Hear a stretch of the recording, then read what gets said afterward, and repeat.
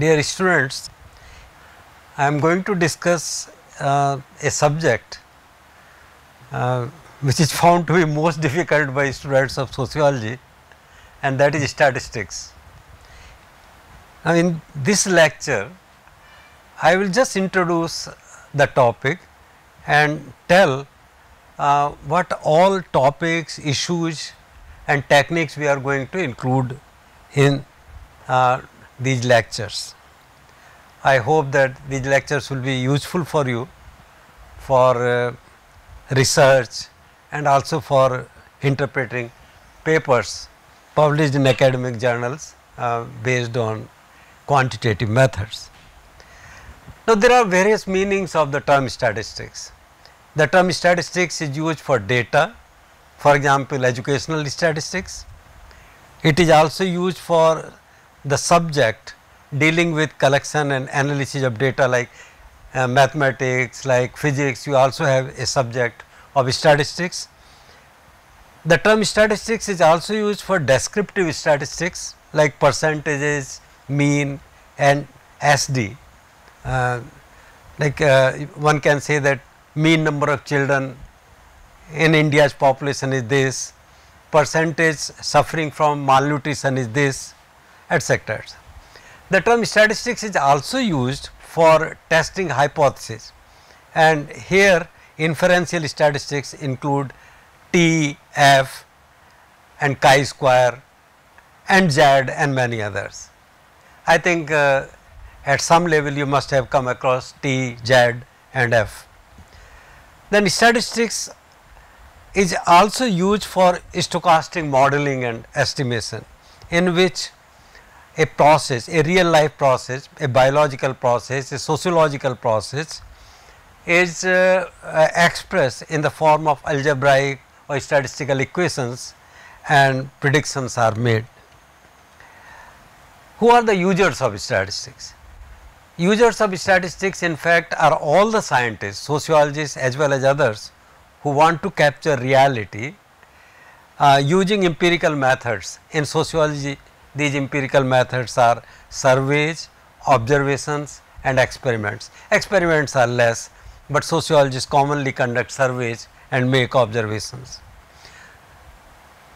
Statistics are also used by planners and policy makers who need data on present trends, future projections and predictions for corrections in policies, interventions, mid-term corrections and for requirements of planning and finance.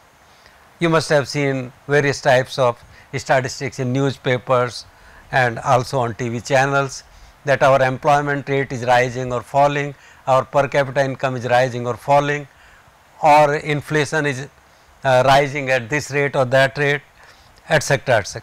And then model builders of course and error analysis. I will explain all these terms as this course unfolds. Today I am only telling you what are the various topics and issues we are going to cover in this course. Now, you cannot ignore statistics. Usually students have a tendency to run away from statistics. They are phobic of statistics, but I am telling you that if you are using quantitative methods, you cannot ignore the subject of statistics, because you want to publish a paper in a reputed journal, you want to work in government or non-government organizations which are working on developmental issues, empowerment or environmental issues. Even for logical thinking in qualitative research, it will be a good idea to do some statistics, to learn something about research design, sample design and things like that, for understanding papers based on data analysis. Today, if you open a sociology journal published from United States, you can find that unless you know statistics, advanced statistics, not simple mathematics. I am actually not going to discuss very advanced statistics, but these papers are using very advanced mathematics and statistics. So, at least something of that we must know, so that we can interpret the findings of those papers.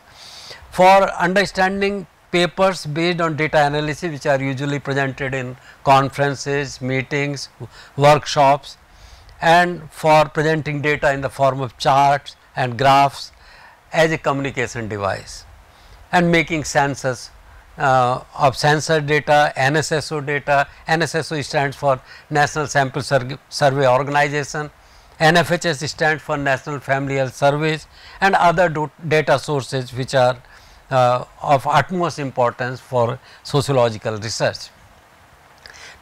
Statistics has several uses in sociology: for summarizing data, for descriptive and causal experimental designs, for sample design and estimation procedures. We will discuss various types of sample design, cause and effect analysis. Causal analysis means cause and effect, and hypothesis testing, for analytical models as substitutes for reliable data. I will give you one example of how analytical models can be substitute for reliable data. Then evaluation and adjustment of data, and exploring constructs or hidden variables, hidden factors, concepts as in structural equation model.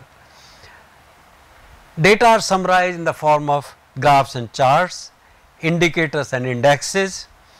We also look for description of major characteristics of variables like central tendency, mean, mode, median. You are familiar with mean, mode, median at least, dispersion, variance, standard deviation, skewness and kurtosis, cluster analysis, which helps in classifying or grouping respondents or individuals or cases according to some similarities, and factor analysis, which reduces number of variables used in the study into some minimum number of variables which can be taken into consideration in advanced studies. One example of development index or example of indices, indicators, indices. Actually I should say one most interesting example of indices I find in Human Development Index. Now, if you want to measure development of a society or a country, then you need some indicators that you have to decide. It has been decided by consensus that development means health or life expectancy, education and income. So, some indicators of these things are required. For example, life expectancy is an indicator of health, and then we develop certain indices for each, for health, for education, for income. This index is an standardized index which is developed by subtracting minimum value from the actual value and dividing that difference by the difference of maximum and minimum, means range. So, we make indices of life expectancy, years of schooling, and then income index. In income, you find that in place of income we are using log natural of income. There are some reasons why in economics in place of income we consider log of income, and then Human Development Index is computed by taking geometric mean of the three indices. Why geometric mean? Why not arithmetic mean? Why not median? We will be dealing with these issues when we talk about measures of central tendency. Now, here is a picture which shows the differences in human development indices of different states of India, and this picture clearly shows that Kerala has the highest development index in 2011. Uttar Pradesh and Odisha are on the lower side.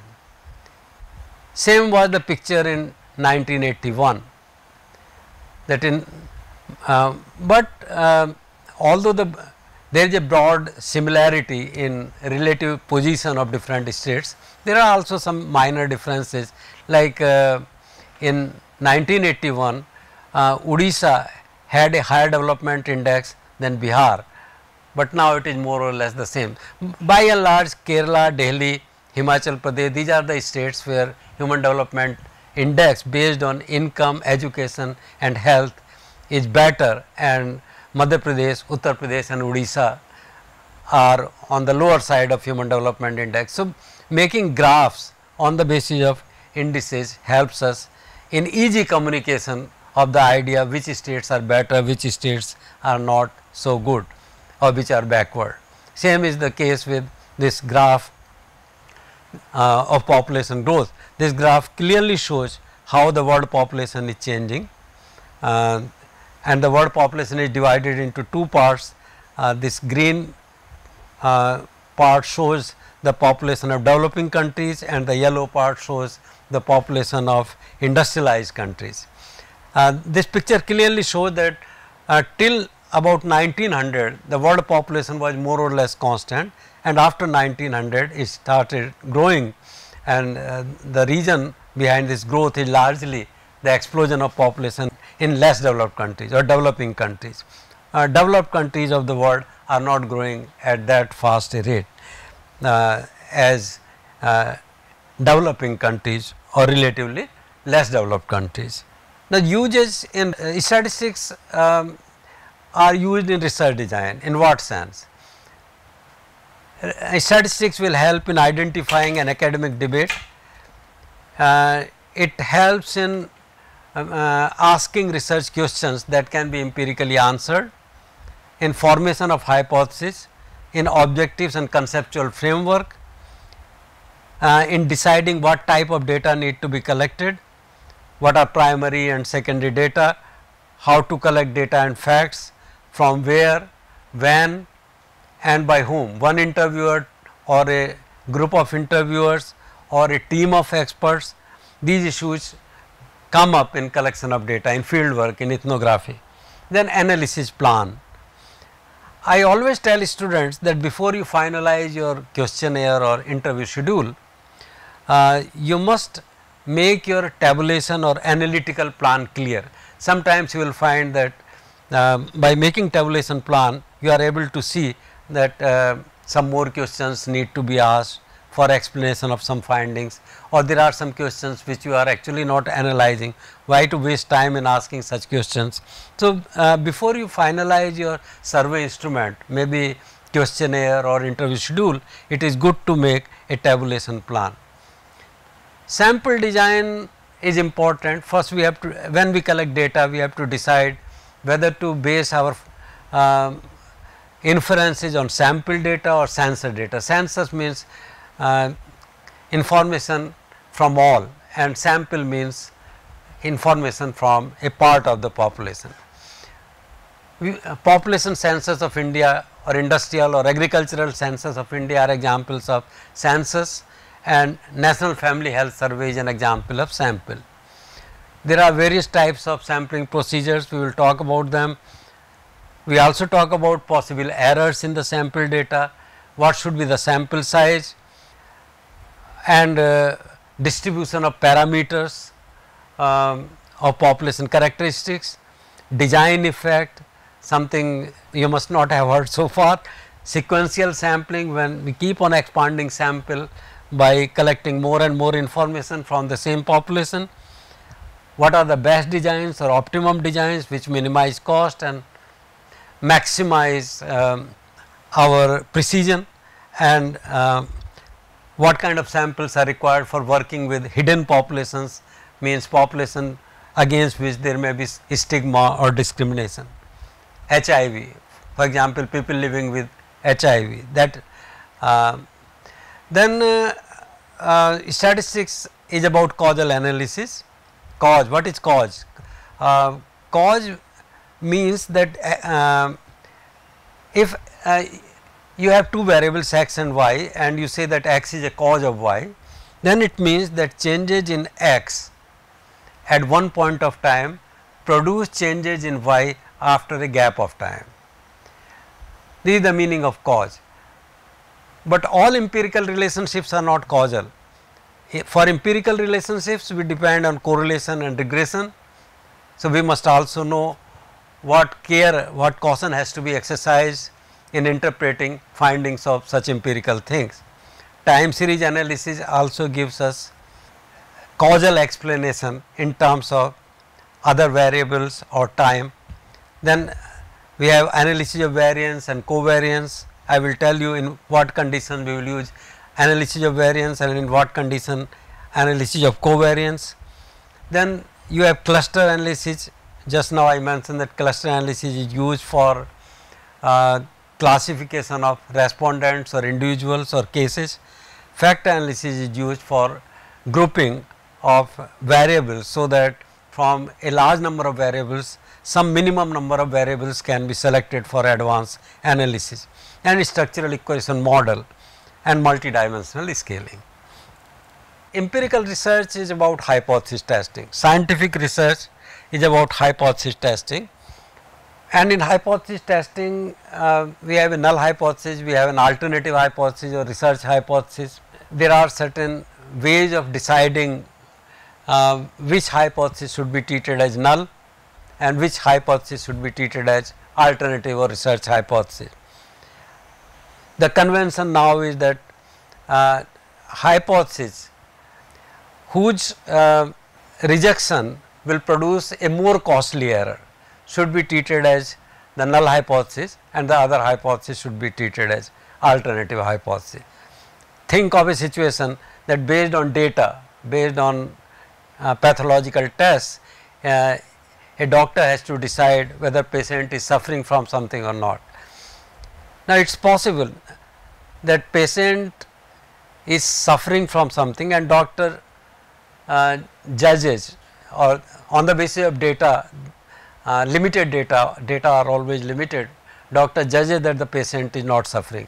Now, this kind of wrong judgment has a cost, and if a doctor says that patient is suffering, but actually patient is not suffering, that is also something which has a cost. Now, depending on which false judgment is more costly, we decide what should be our null hypothesis or alternative hypothesis.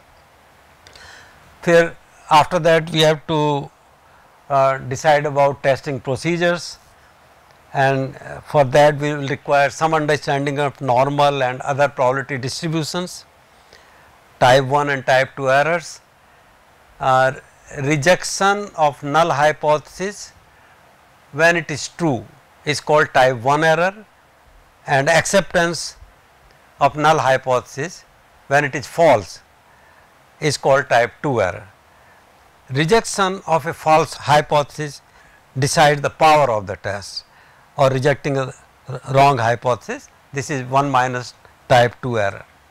Some examples of research hypothesis for which statistical tests may be required, like income is a good predictor of consumption of milk and fruits.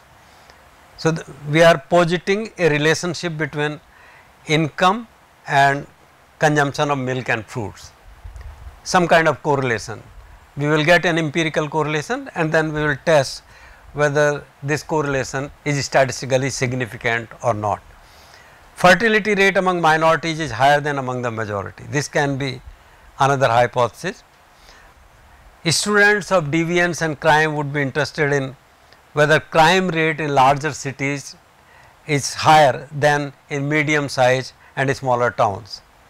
Education leads to nucleation of family. Generally people believe that with time a process of family nucleation is on. Earlier we used to live in joint families, now we live in nuclear family.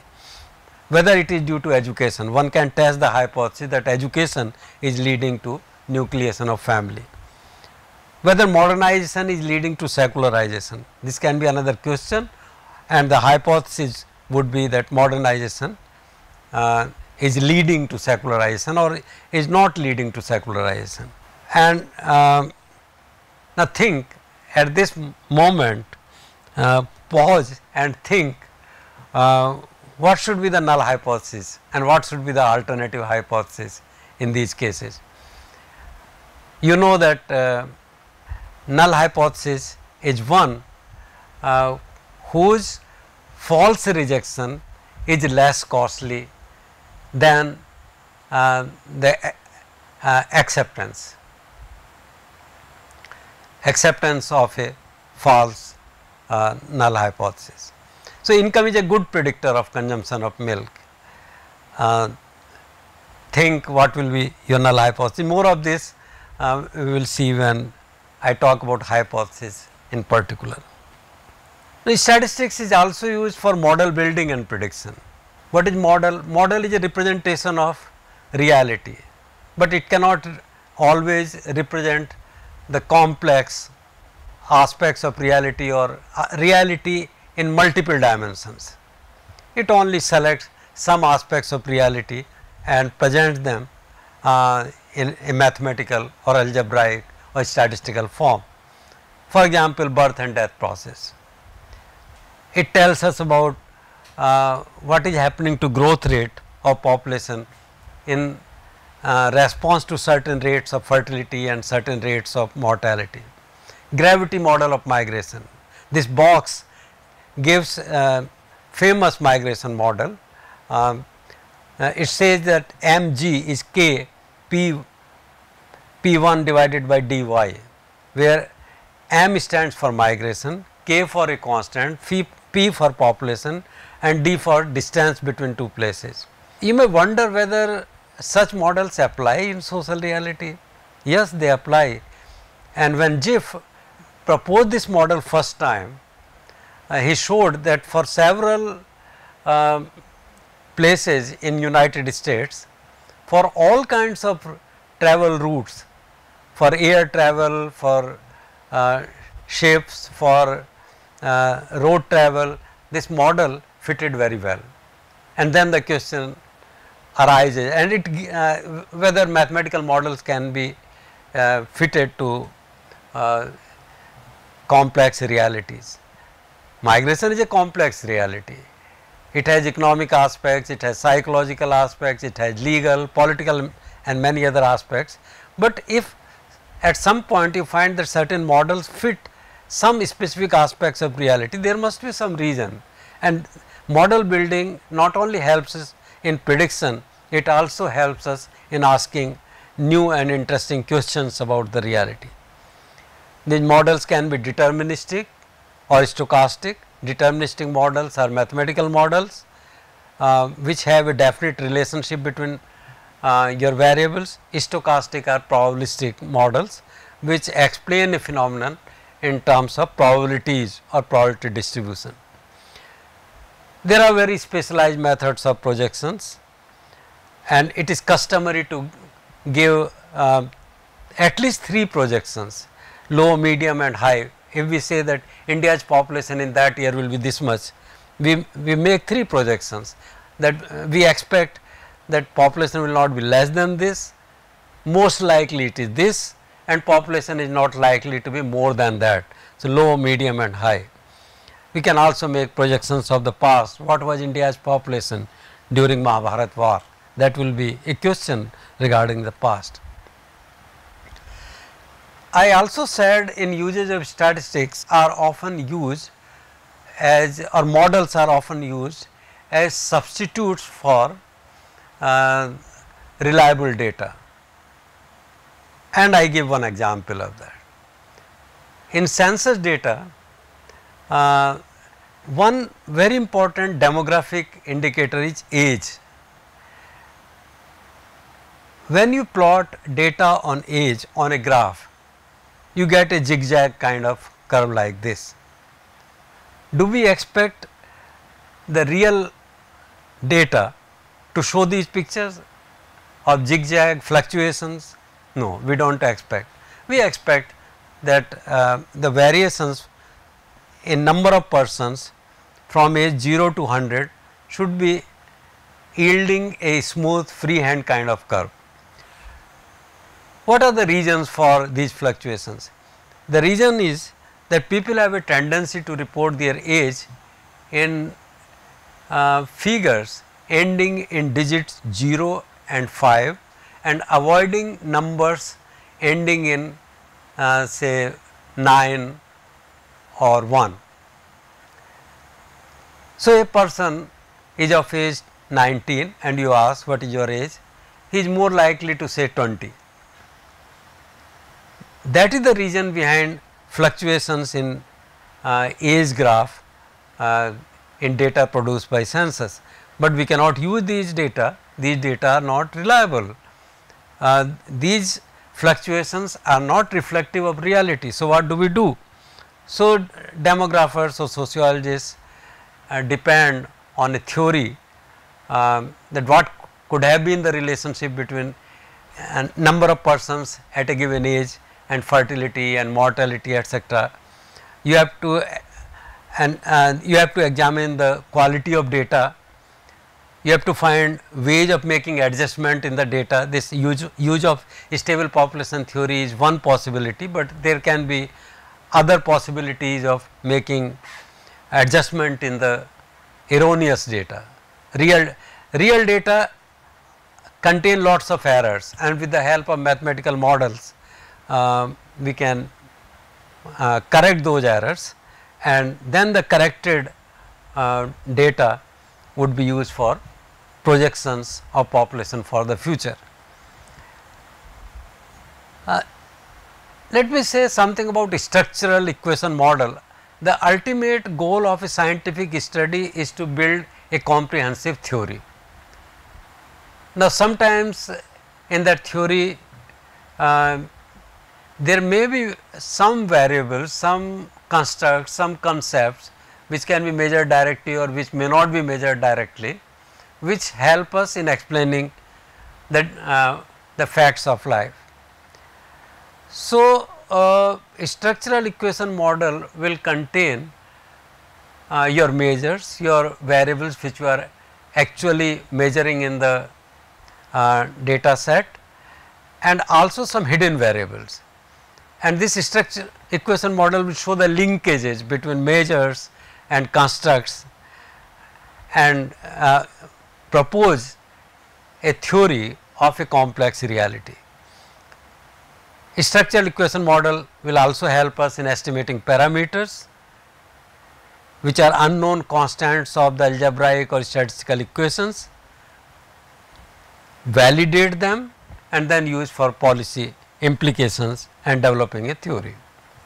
For statistics, what do I expect from you? What basic understanding of statistics is required for model building or for advanced works? First, we have to understand the nature of variables. Our typical variables are age, sex, marital status, migration, income, etc. What is the nature of these variables? Can all types of mathematical arithmetic manipulations be made if we have data on these variables? Whether the representation of reality is linear or non-linear. Always you find in critique of mathematical and statistical models and statistics that social reality is non-linear. We have to understand what is the meaning of non-linear. We begin with linear and then gradually go towards non-linear. There must be some basic understanding of algebra, probability distribution, some basic tools and techniques of statistics, some theory of statistical inference. Parametric statistics are divided, inferential statistics actually are divided into two parts, parametric and non-parametric, Z-test, T-test, F-test, with some of which you may be familiar. They are parametric statistics, chi-square, run test, sign test, etc. These tests can be used for non-parametric situations also. Statistical packages, some basic understanding of some package. You need not learn all the packages, but SPSS, SAS or R, some package you must know, then you can computerize your data and use these packages to get the statistics. You do not have to manually, when we were students, we calculated arithmetic mean, correlation coefficients and F ratios manually. Now, manual calculations with huge data as of National Family Health Survey with samples of size more than 70,000 would not be possible. Also, structural equation modeling or regression analysis or analysis of variance of large data is not possible. We depend on some statistical package. SPSS, SAS, R, etc. help us in doing that. Then use of statistics become very simple. You just have to learn interpretations of findings. SPSS will do everything for you. At this stage, I would like to introduce the concept of relationship. This concept of relationship is very vital for research and for both qualitative research and quantitative research.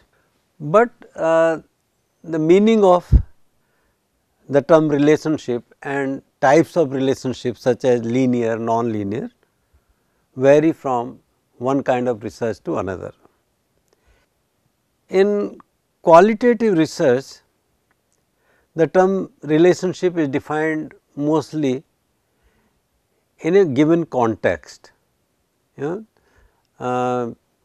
is a principle of ethnomethodology that in a given context, meaning of one word is defined in terms of other words. And there are also other issues regarding relationship such as linear, non-linear, and in qualitative research, linear means normally simple, universal, predictable, easy to handle, and non-linear relationship means a more complex, a contextual relationship, a relationship which depends on a given context, which cannot be generalized or which involves a large number of variables or which is difficult to predict because of a number of reasons. Maybe you require more complex modeling, maybe these days there is a theory of uncertainty, and this theory of uncertainty has become very popular in so many branches of sciences, and some people like Urey have applied that to sociology also. So, linearity means simple, non-linearity means complex, but this is in the context of qualitative research. In quantitative research, relationship has to be defined more precisely. In quantitative research means application of mathematics, application of statistics, application of numbers which are universal and which have certain universal algebraic relationships among themselves, and therefore, these terms are defined more precisely. Now, first I must say that linearity or non-linearity they come later. First we have to explore the nature of relationship.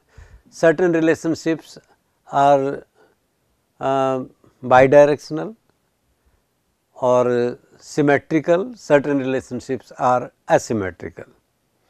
If there are two variables, say x and y, and x only affects y, then it is called a simple asymmetrical relationship. And there are lots of examples, many examples can be given from sociology also, in which x affects y, but y does not affect x. There are in sociology, however, symmetrical relationships more common, in which x affects y and y also affects x. For example, status of work of women affect their fertility, and fertility affects the status of work. So, we will say that the relationship is asymmetrical. Also, relationship between two variables x and y depends sometimes on the presence or on relationship with a number of other variables z, u, t, v, which means that the relationship may be contextual or it may be universal. Sometime if the effect of some other variable, say z, is removed from x and y, then the relationship between x and y becomes weaker or sometimes even stronger. More of these things we will see in lectures on causality, correlations and analysis of variance. The meaning of linear is this: y equal to a plus b x. This is a a relationship which is linear in variables. A plus bx plus cx square, this is non-linear, this is a curvilinear relationship, or y equal to b plus bx plus c log z plus dxz, this is also a non-linear relationship. What is linearity?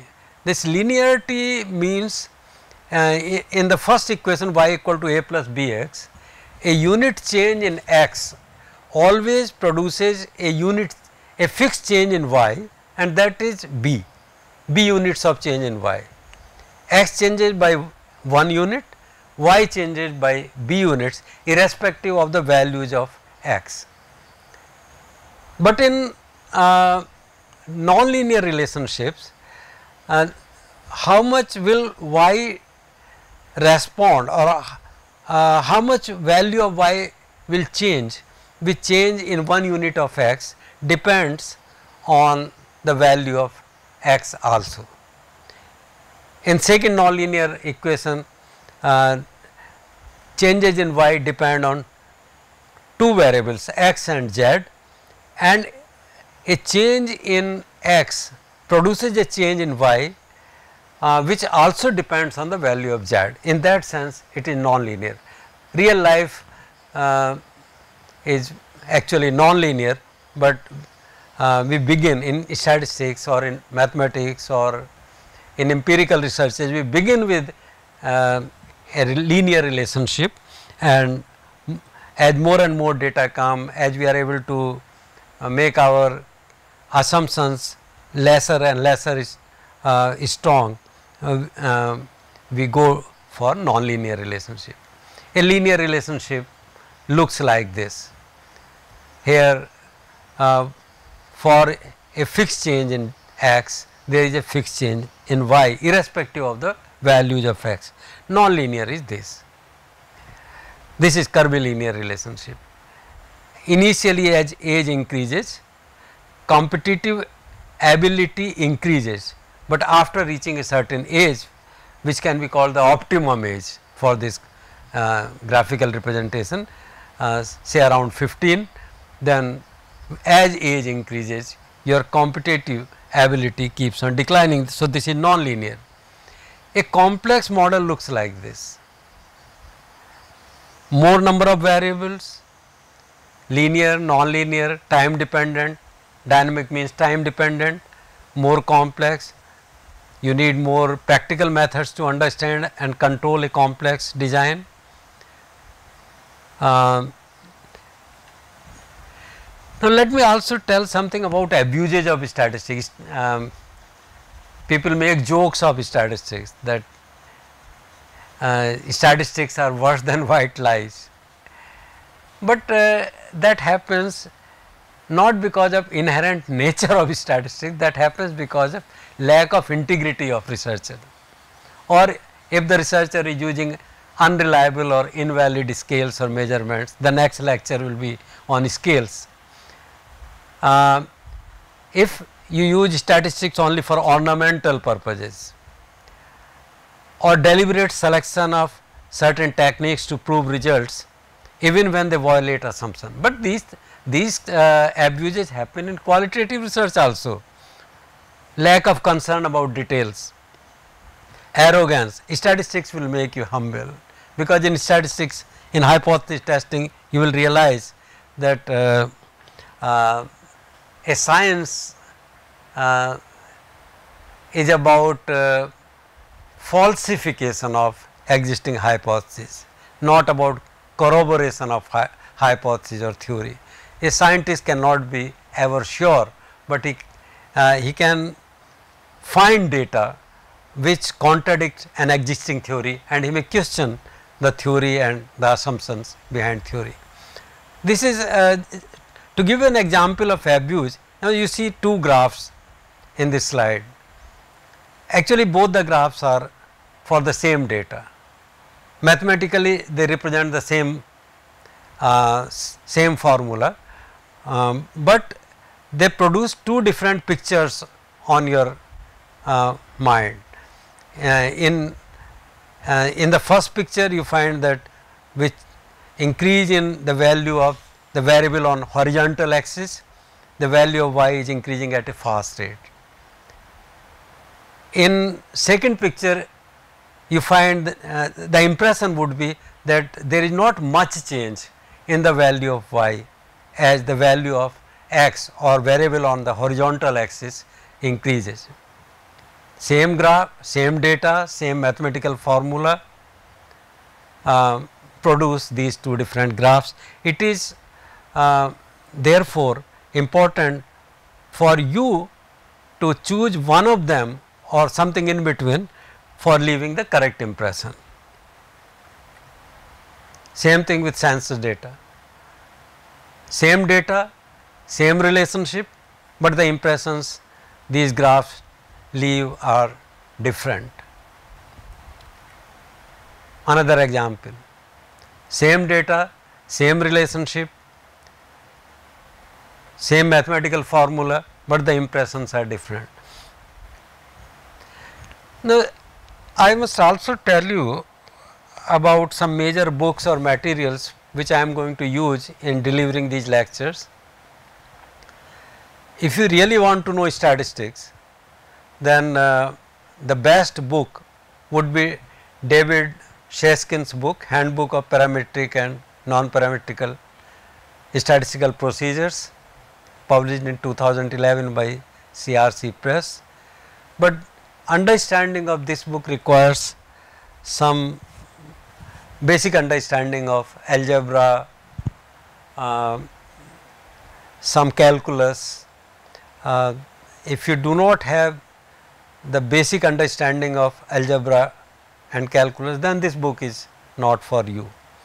For sampling, W. G. Cochran, this is a book by Wiley Stern, very simple, and it is written in a manner that even non-mathematicians or sociology students without technical background can easily follow it. Then there is a book by Gopal Kanji, Statistical Tests.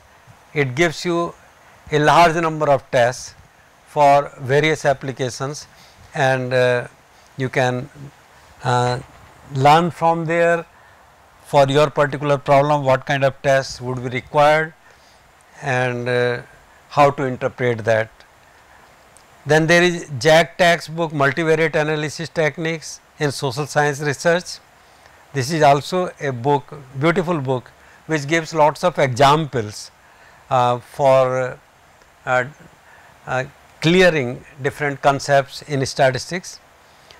But one book I would recommend, which all the students of sociology without any technical background, without any background of statistics or mathematics can read and benefit from, that is Cooper and Weeks, Data, Models and Statistical Analysis, published by Heritage Publishers in 1991. There is also a book, Naresh Malhotra's book and Satyabhushan Das's book, Marketing Research and Applied Orientation. I have had opportunity to lecture students of management or marketing research in other departments and universities. I find that this book helps the students of management more. It is a thick book and it deals with all statistical methods you are going to use or you may possibly use in your research. All the techniques I have just mentioned in brief, frequency distribution, hypothesis testing, analysis of variance, analysis of covariance, structural equation modeling, everything is covered, regression analysis, everything is covered. And I have also made use of some Google images for showing, for communicating purposes for various concepts.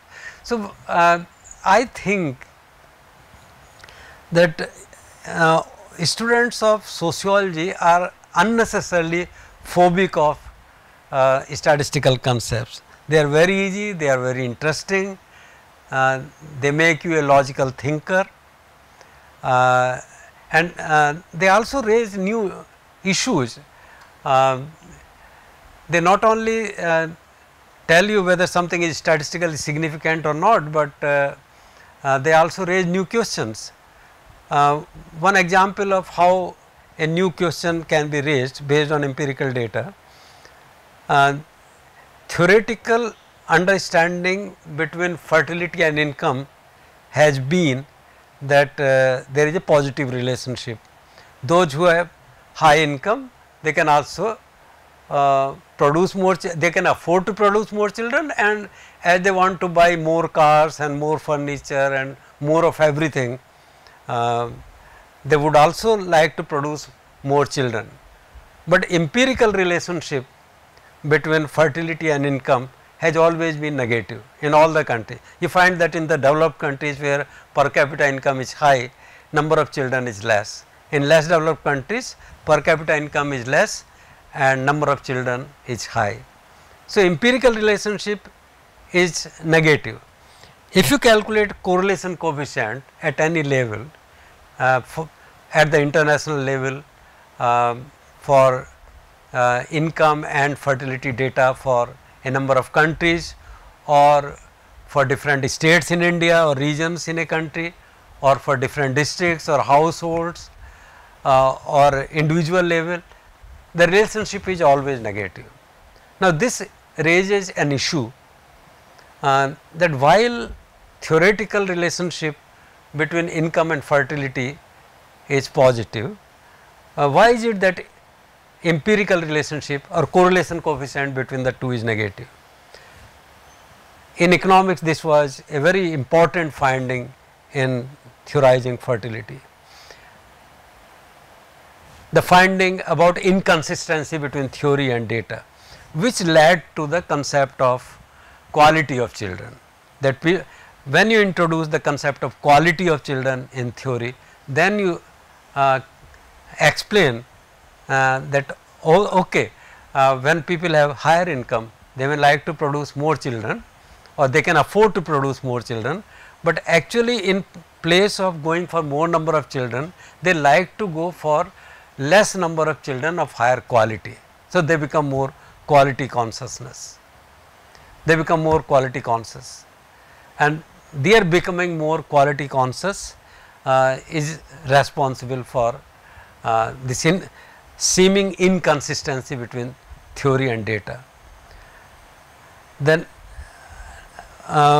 next lecture in this series would be on scaling and measurements, how to measure your sociological variables, what kind of difficulties do we face in measuring variables, what kind of measures are required for statistical applications, and what kind of statistical tools can be used for different types of measures. I hope that my presentation, my stories, my data, I will show you calculation of all the things that I will discuss, and I hope that your phobia will go and you will develop interest in statistical methods.